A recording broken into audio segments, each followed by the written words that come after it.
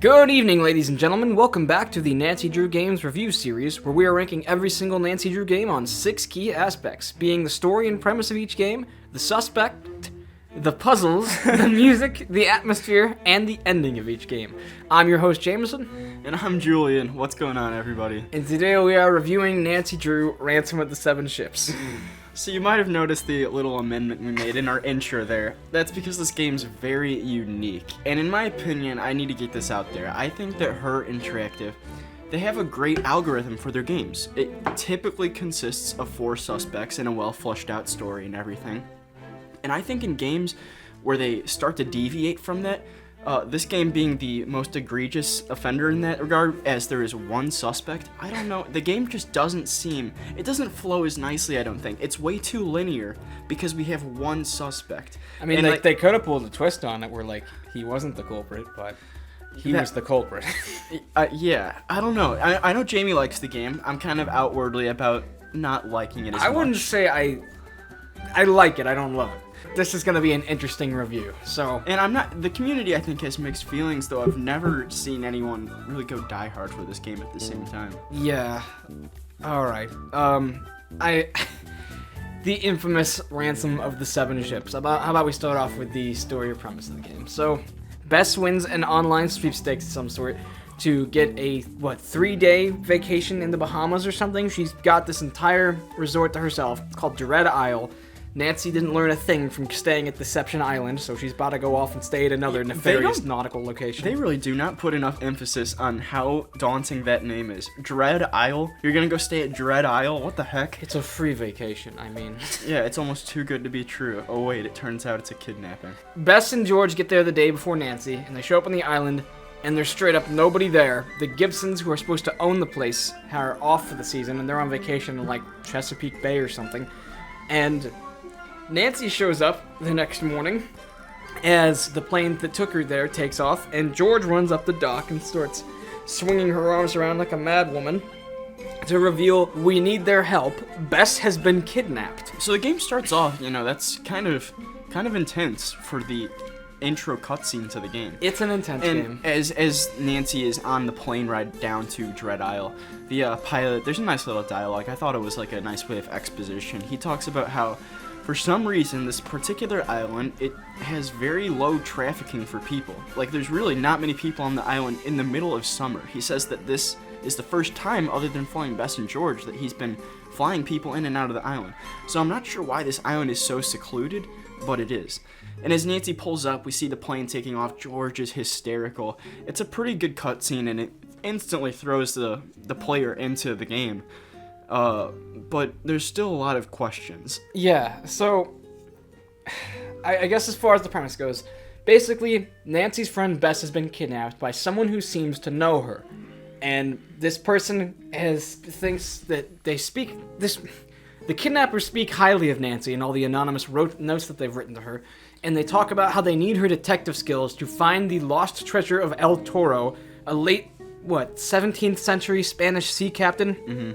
Whose fleet of 7 ships crashed on the reef in this area, and they all got marooned on this island and died of old age.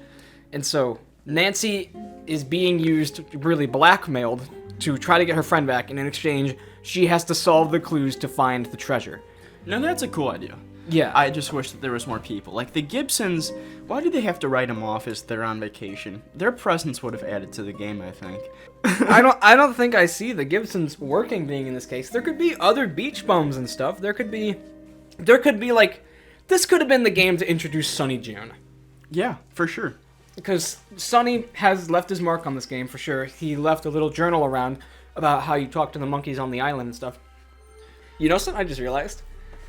If you're really finicky with your standards and criteria, you could call this the game with the most suspects, because you have George, you have Lulu, you have Cuckoo the Parrot, you have Johnny Roll, and then you have the Australian Johnny Roll, and then you have the Dwayne Powers, and then you have all 3 monkeys on the island, plus the monkey who has 3 babies. This is the game with the most suspects. I gotta hand it to. Okay. One specific detail that they threw in there, it was a little scary to find. It's when Nancy's searching through the resort, and she unlocks the closet. And you get a map of the world, right? And there's got a bunch of pinpoints around it. And Nancy points out that for each pinpoint that's on this world map is a location where she solved a mystery. That was a really cool attention to detail because it sets the tone that Nancy has been stalked before the case even started. It kind of makes the player feel like they're dealing with a greater presence than just some simple culprit who, I don't know, is doing a spur-of-the-moment crime. This is somebody who is really well thought out and has been tracking Nancy's every move. And that was a pretty cool plot point right at the start, that little discovery with the map, I thought. And as the game goes on, you find even more sinister things, like a newspaper stand that's just full of newspapers about Nancy solving crimes, and it's just like, there's no denial. These kidnappers know Nancy, and they've been preparing for this. So that was pretty cool. I like that they did that. Nancy's first letter from the kidnappers gives her instructions on a scavenger hunt at, I believe, Shark Cove, which is a little beach on the side of the island. At Shark Cove, it's a clever set of puzzle instructions. We'll get to that in a bit.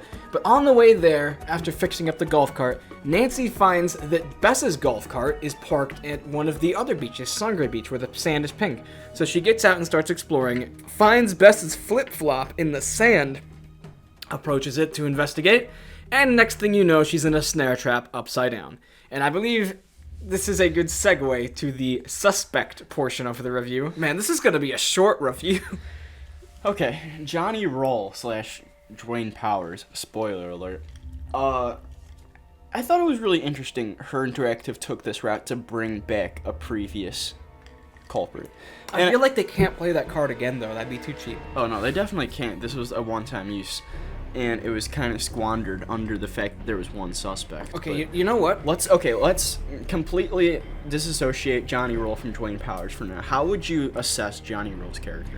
Johnny Roll is a fake Jamaican man, and I don't like him. Yeah, well, it's interesting that 60%, 70% through the game, he entirely transitions to Australian, both of which are pretty shoddy accents, gotta be honest. It makes you wonder if Dwayne even planned to become Australian, because, like, maybe Nancy called him out on being a fake Jamaican person too early, and you know he's just what? like, I'm not ready to kidnap you, so, good day, mate. I'm from Aussie now. That's actually a good point. I never thought about that. We did call him out a little too early. So, yeah, this is mega spoiler territory, of course. As Julian said, this game, the culprit, Dwayne Powers, is the culprit from Game 2, Stay Tuned for Danger. And he is vowed to swear revenge on Nancy. He spent several years in prison.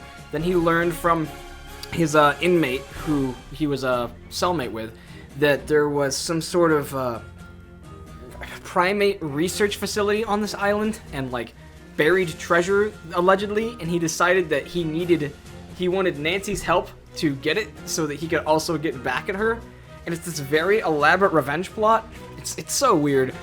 One thing that I think we might as well address in suspects, because there's literally no one else to talk about besides Cuckoo, who is the descendant of Lulu the parrot, and also George, who was cool. This is the first game we do get to see Bess and George on screen, so I thought that was pretty sweet. I just thought about something. Yeah? I mean, I don't know how to factor this in, but I'm a criminal justice major. And his release from prison, he went to prison, right? Yeah. Okay, he would have a parole officer that would ban travel. I just thought about that. Johnny Roll, man, I can't even get his name straight. He first says he's Johnny Roll, and he is a beach bum who just travels from island to island, fishing and just sleeping in a hammock.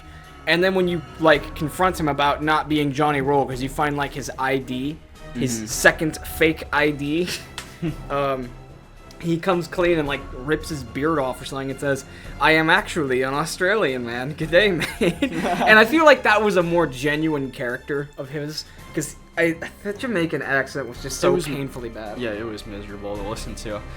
But what I liked about him, I liked his design, first of all. I feel like they kind of nailed the beach bum. But I liked his plot that he is actually in, like, tax trouble. I mean, everything he says is a lie straight to his teeth.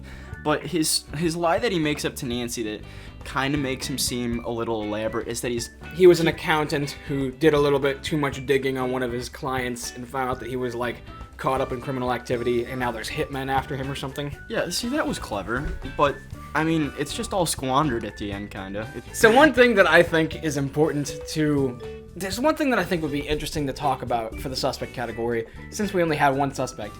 If they were gonna go with the whole the culprit in this game is actually going to be a culprit from the recurring games. Should it have been Dwayne? Do you think there's another culprit that would have been a better fit for this role? Well, no, you think about it. Not many people played Stay Tuned for Danger in the first place. I It's would, a game I would that you go as can't far play. as to call Stay Tuned for Danger the least played Nancy Drew game, yeah. Because So, like, yeah, they bring that dude back? it only runs on Windows 98 with a 16-bit special display. I know because I bought it this week for the channel, but we don't have a Windows 98 computer, so Taylor Sinclair. that would have been crazy if Taylor Sinclair came back, but I feel like that also would be a game not many people beaten. What if it was Joseph Hughes? So let me ask you this, Jamie. I know you're more fond of the game than I am. Do you think the huge lack of suspects, does it bring the game down, or do you appreciate, do you think it works okay?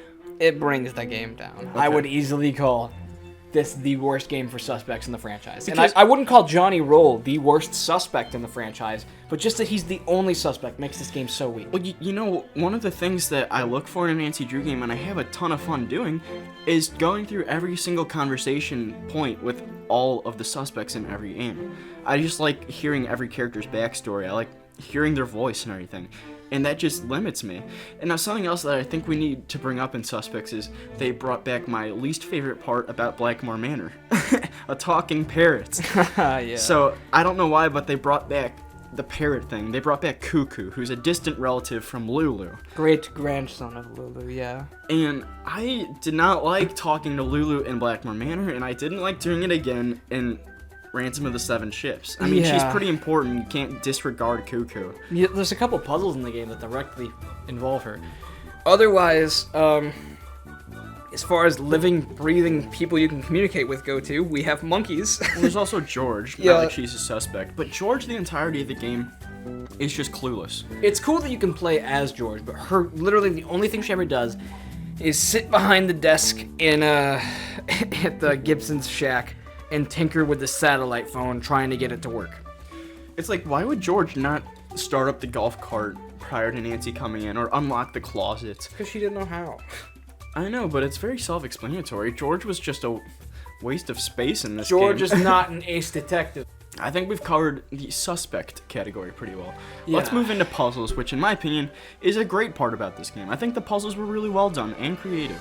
So, segueing from suspects to puzzles, there are a bunch of monkeys on the island at the Primate Research Center where Sonny June used to intern, as that is just right up Sonny's alley, communicating with monkeys. So, basically, they all play really primitive games. One of them's just kind of like throwing coconuts at targets. One of them is about it's that like- weird like color game where you're supposed to like get as much turf as you can. We see it reskinned in Trail of the Twister on the Gold Rush machine. And then there's also one that just plays a board game that's simple enough. It's like Candyland, but even more annoying. So these monkeys, they'll let you have a prize if you beat them. There's a couple things that they take from people during the game that you need to get back, like one of the coins from the shack where the canvases are at the island, or Johnny Roll's compass. And I feel like they just kind of overplayed the monkeys, because no one really likes playing stupid time filler games like that. What do you think? Something tedious about the game is that the monkeys actually won't have the stuff you need unless Johnny Roll specifically tells you oh, I'm missing my compass. Yeah. It's like then the monkeys spawn with the compass. Like you can play all these games beforehand and they'll just have like spools of yarn or something. And it would have been simpler if, because you meet the monkeys before you learn all this stuff about Johnny Roll. You play a game, you can pick up a compass, and then Johnny Roll's like, oh, I am missing my compass. And then Nancy's like, well, I actually just got it right here. I don't know. It would have made it a lot more easier than the traveling mechanic, which it gets old, but it starts off being fun. You know something I think I can honestly say about this game? Puzzles is the strongest point. I feel like that when they made this game, same as when they made Game 30, they wanted to focus it on being like one of the ultimate games in the franchise and just load it with tons and tons of puzzles and a whole bunch of ambitious things like exploration and just lots and lots of puzzles. But they skimped out on the suspects to make more puzzles is what I feel have happened. Okay, you know, one of my favorite puzzles, I can't really declare a favorite puzzle yet, but it's right off the get-go. I loved the golf cart puzzle. Yeah, it's a nice simple one to get you started. It's a math/logic puzzle that's actually pretty fun to do, and it's not like you can nail it first try. It takes a little bit of trial and error, but it's just a nice sense of reward when you finally get it. And then it also leads to a literal nice reward. You can travel everywhere on the golf cart, and it was pretty well done in this game, I'd say. Shout out to the absolutely horrible jigsaw puzzle that becomes a slider puzzle when Nancy gets stuck in the cave looking for bats. Well, another one is the Sudoku puzzle, underwater Sudoku. Oh my god, that could be one of the worst puzzles in the franchise. Underwater Sudoku with the oxygen tank time limit. Yeah. Okay, no, I don't think it's a bad puzzle. I think that the timer on that puzzle is just horrible. Because there's no way that one guy can, like, do that in a sitting with their oxygen running out. Nancy should have, like, at least 7 or 8 minutes of oxygen. Yeah, that's a very valid complaint. It's that oxygen goes way too quick. And doing a timed puzzle like that takes a lot of thinking, like Sudoku, is just even worse. Basically, for this puzzle, there is a cheat that most players know about where you can just pause the game and then look at the Sudoku by hitting, like, the settings button, and that way you don't lose air, but you can still plan your next move. And even using that, we had to go back up for air, like, 2 or 3 times. It was miserable. I really like the scavenger hunt, another, like, beginning of the game type puzzle. Yeah, so that's the first time I think we've done that one legitly before, because we always got confused. It was all about, following directions, starting at the W. It was pretty clever. It was, like, just a riddle of treasure hunting clues where it's like, take this many paces in that direction, and then this direction, and then that direction. And at the very end, you just start digging and you find a chest in the sand. And in that chest, you find El Toro's journal, which has a lot of deciphering to do. I am not the biggest fan of deciphering puzzles in Nancy Drew games. I'd say I'd prefer the Tomb of the Lost Queen deciphering, where you can quick translate after you translate it for a couple of times. But having a player just do the same translation puzzle like 6 times in a row, and then again once it gets a second level of encoding, that's not very rewarding or fun. No, it's not. They could have done that a lot better. The pulley puzzle at Blue Hole was kind of cool, where you have to have 30 feet of rope left. You want to talk about that? Okay, so after a couple monkey games, you have to get a pulley, and in order to scale up the mountain correctly, Nancy has to wrap the rope around this pulley system so that there's exactly 30 feet left. And we know that there's 30 feet left because there's a little, like, solution that's in El Toro's book. But the problem is there's a bunch of jagged rocks sticking out of the rock wall that the pulleys are hooked into, and you need to find a way to lace all of these different ropes into the pulleys so that they don't get strung against the rocks and get cut instantly. Yeah, and this was another original puzzle we see out of Her Interactive, and I really liked it. It took, if you want to watch all our failed attempts, it probably took us 5 to 10 minutes. Yeah. And we felt like we were so close so many times, and that's kind of a fun part of puzzles, and this was a really well done puzzle. It should be noted that the reward that you get for this puzzle is one of the colorful discs that El Toro has been hiding, and I think that's a good segue into El Toro's motives. 3 of his ships were wrecked instantly, and only a third of his men survived the hurricane winds that just took the whole fleet down in the Crescent Moon Reef. And so, to protect the treasure, which was still on one of his ships, I think it was the Caridad or the Castidad, one or the other, he set out to create an elaborate series of puzzles, and it required 7 keys to get to the very end of his treasure. He didn't want the keys fall into the hands of any one group of his crewmen, in case they might get greedy and mutiny him and take the treasure for themselves and be very rich men on a deserted island for the rest of their short lives. Yeah, so that was cool. It was a cool puzzle. 7 keys for 7 ships. I really especially I don't like doing the process of decoding, but it's always so elegant to, like, read the actual passages that you decode because they're just so poetically written. So I would say after the very true first puzzle of the game, which is the scavenger hunt, that solving the scavenger hunt, it gets El Toro's journal, which we resort to almost the entirety of the game.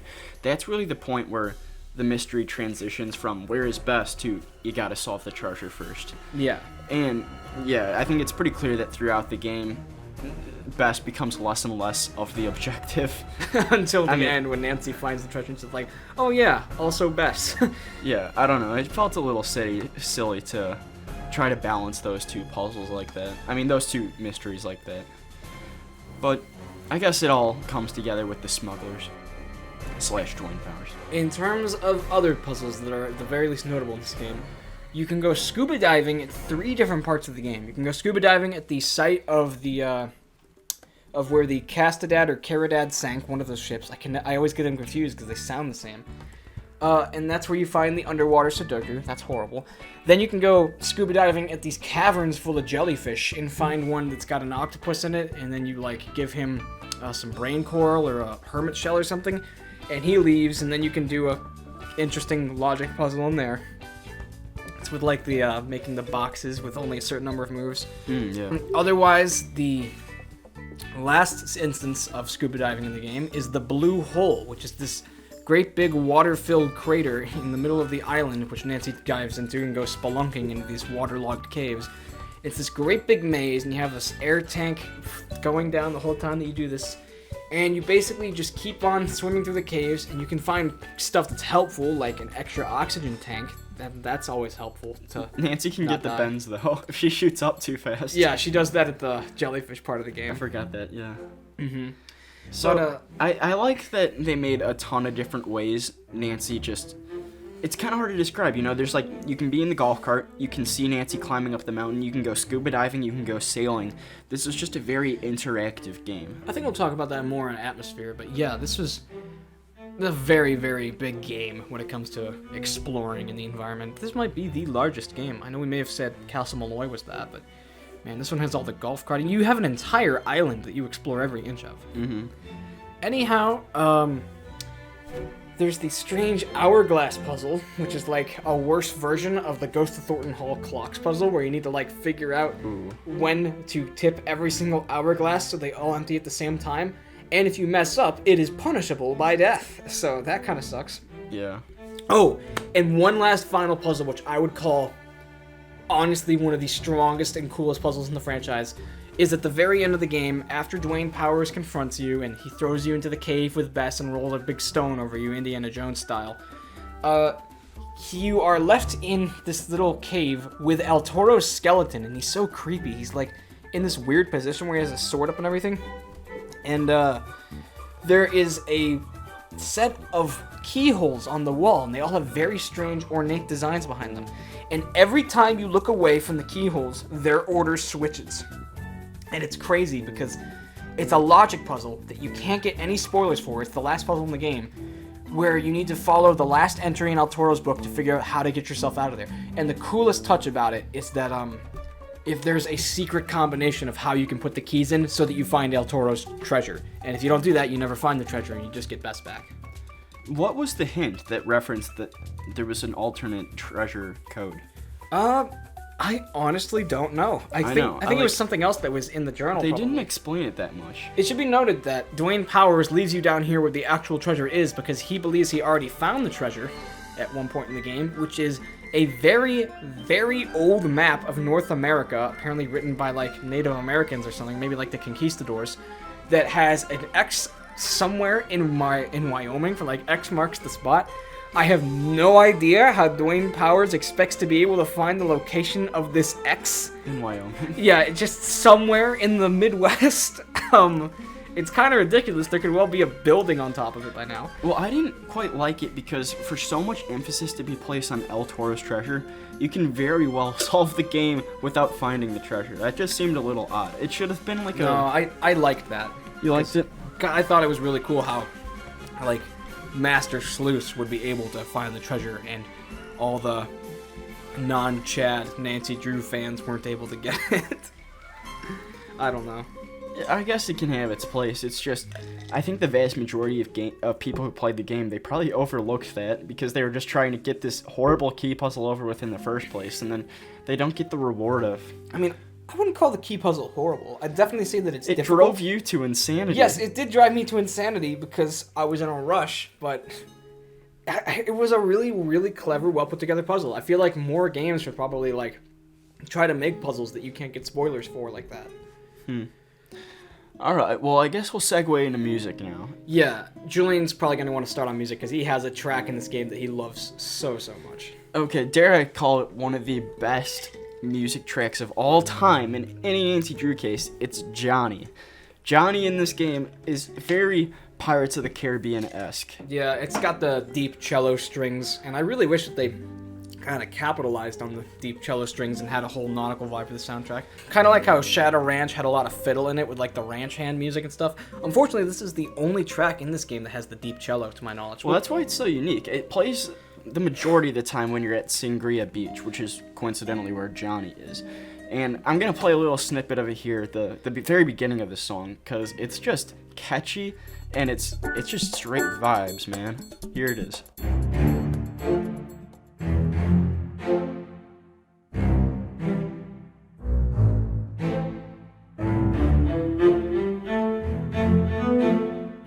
And then the other one that's kind of like, you associate this with the game, is Island.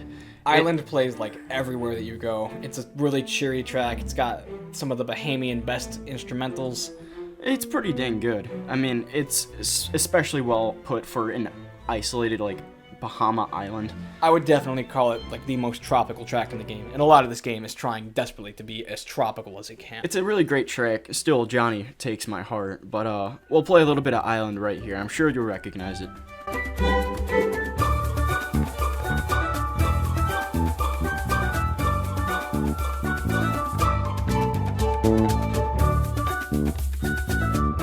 Next, I've got two that I think are tied for my favorite in this game. They're very, very different sounds than the rest of the game, and you don't hear them that often. First of them has got to be Toro. It's got a very, very distinct plucked string vibe to it, and man, it's just got such a nice vibe to it because the whole song makes me think of El Toro, like sitting on the beach with his crew, all just trying to keep themselves entertained, maybe just roasting animals that they found on the island over an open fire at night on the beach, while he's writing in his book solemnly, knowing that he's got to do his duty for his king and country to protect his treasure, at the same time trying to keep his crew from mutinying and trying to take it for themselves.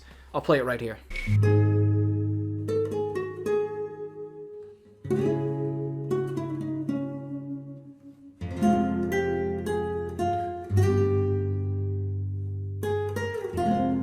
And then, alternatively, another track that rarely ever plays in the game, but I've really grown fond of, is the underwater track. Most of the time when you hear this track, you'll probably be too busy screaming at how bad this Sudoku puzzle is underwater.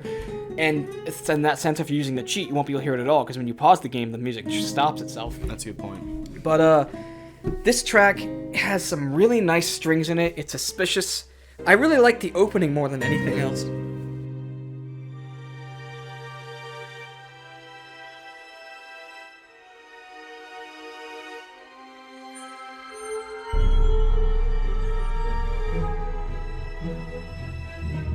Well, anything else you want to say about music for this game? Okay, so I remember we compared it, or we asked the question, rather, in Creature Capu Cave. What do we think is a better tropical game based off of music and atmosphere? And I'm pretty sure we both sided with Capu Cave, didn't we? I'd say Capu Cave does a better jungle, probably, even if it's just 50 screens of clicking. But I feel like this game honestly did a better beach and definitely nautical vibe. There was no sailing or surfing in Capu Cave. Well, I was going to say is that I really like the music in this game compared to Capu Cave. Specifically, a couple tracks that ring out, but this game just, for what it doesn't have in Suspects, it really makes up for in the atmosphere and music. It does a really good job. That ought to be a good way to segue into atmosphere then. This game, we said it before, this could be the largest Nancy Drew. Oh, it's huge. Unless you count like Alibi and Ashes, where you have an entire town, but in this game you have an entire island and then the surrounding waters.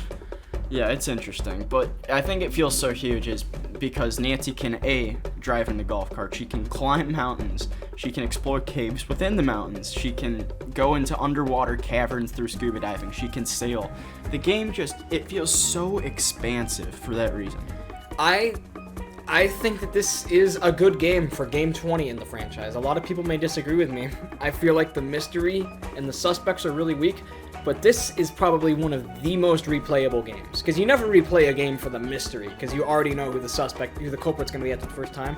But this game has solid puzzles, solid atmosphere. If you're not in a rush or like trying to make it for a video, it's a great one to take your time with and just enjoy all the puzzles. And honestly, my favorite part of this game could just be all the exploring.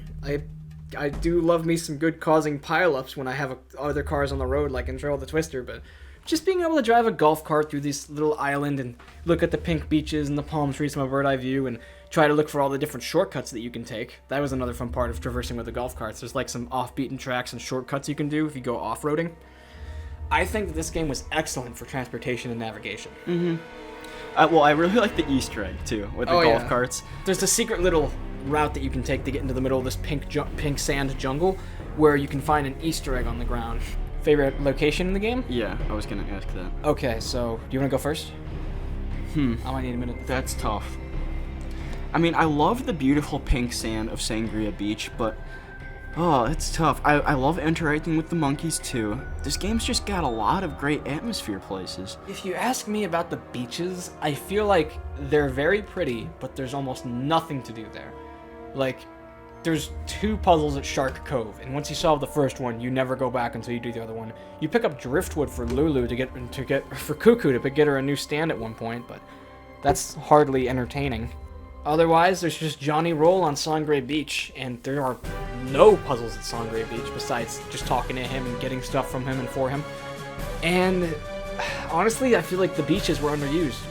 My favorite location in the game, in pure aesthetic, might be Blue Hole. I think the Blue Hole's really cool because of the puzzle. The pulley puzzle is just a clever puzzle to begin with.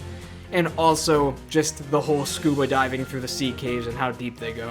And I like the end of the sea caves with that creepy room with the Humilidad and all the different ships and the hourglasses. Oh, and one last thing, which is like absolutely crazy and I love it. The end game room with El Toro and like the gold treasure that's hidden there. That room is crazy. I think that's so cool, and it's a great end game room because it gives a real sense of finality to it. Everything you've been looking for the whole game is in there. El Toro, Bess, the treasure, and it's decorated accordingly so. Yeah, I don't know why it's so difficult for me to pinpoint a favorite place in the game.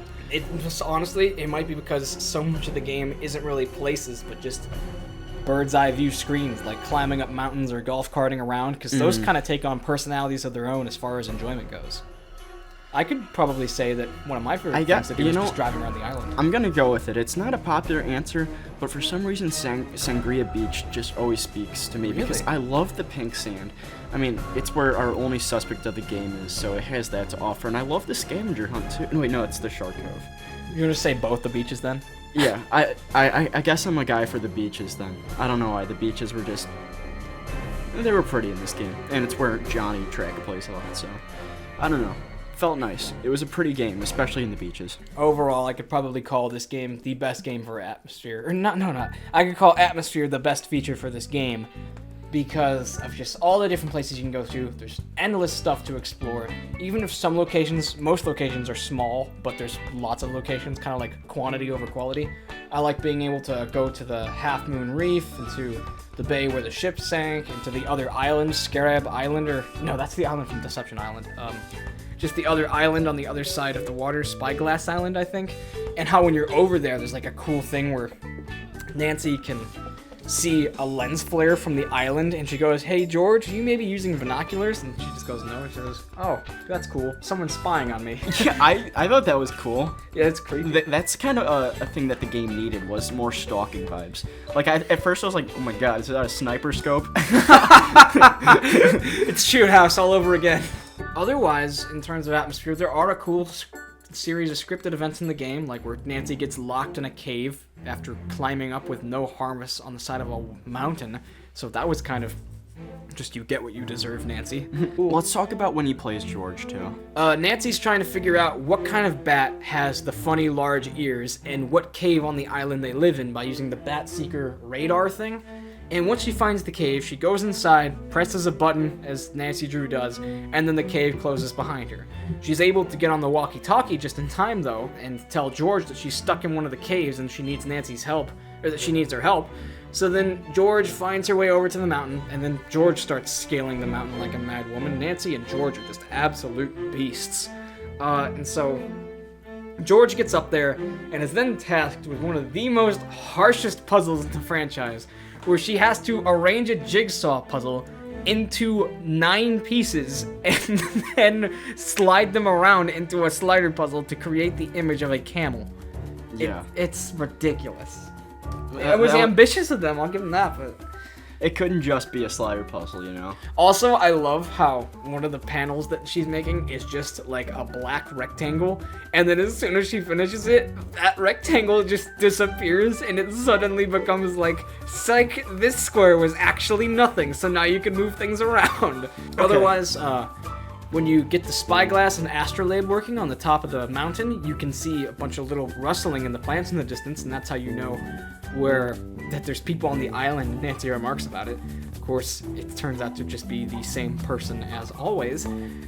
Otherwise, the monkeys trash the shed at one point, and George has to go out and help them from when Nancy's on the spyglass island on the other side of the bay.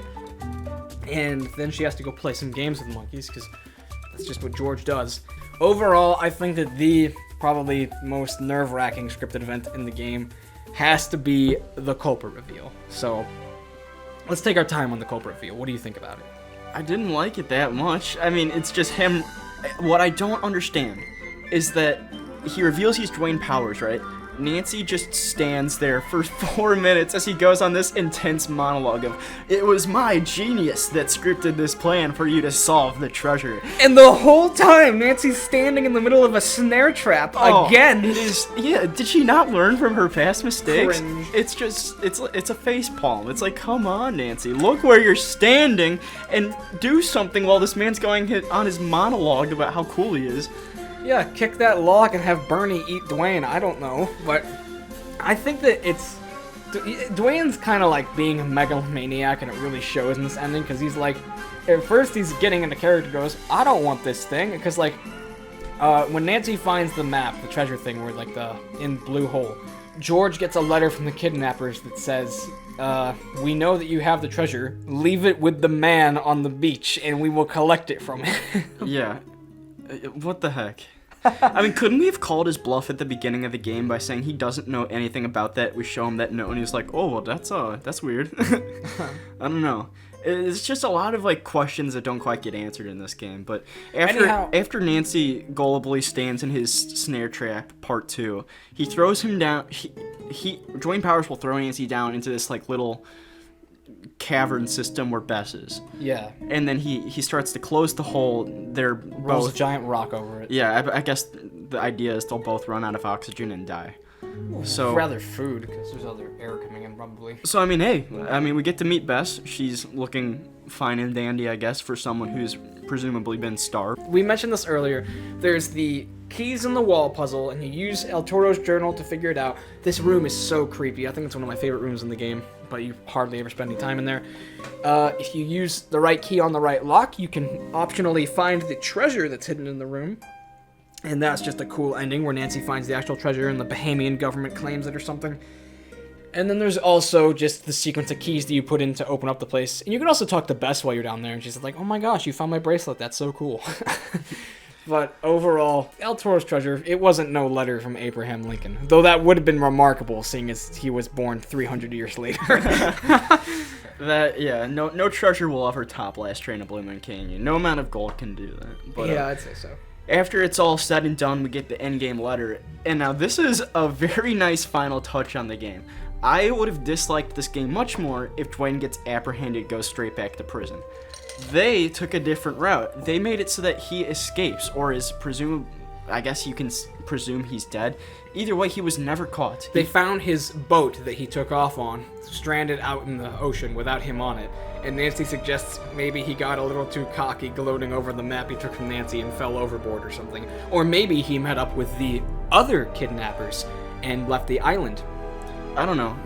I like that they didn't completely close the chapter on him, though at the same time, I will just be super straight-faced if they bring him back in case 33. You mean 34. 34. If they bring him back in another game, I'll be like, bro. That would be so cool. You know, I honestly feel like they plan to do that someday. No, I won't like that at all. At least in some degree, because they left so many open questions with what that map was that Nancy found, with like the X marks the spot in North America, and I refuse to believe it's at the bottom of the ocean, so I think in corporeal form or just by that map that he gets, Dwayne Powers will return someday. Interesting. So how do you rank this game, Jamie?